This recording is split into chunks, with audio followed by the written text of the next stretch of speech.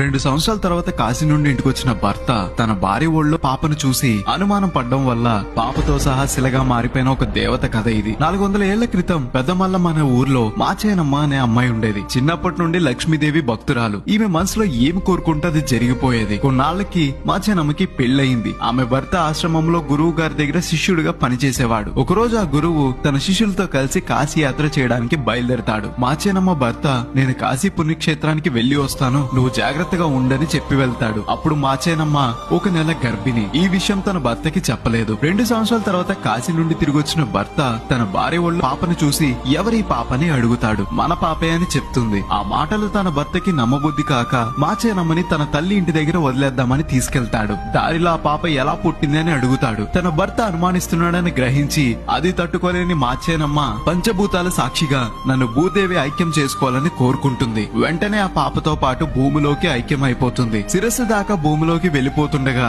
తన భర్త చూస్తాడు. ఎలా కాపాడాలో తెలియక జుట్టు పట్టుకుని లాగుతాడు. జుట్టు చేతిలోకి వస్తుంది.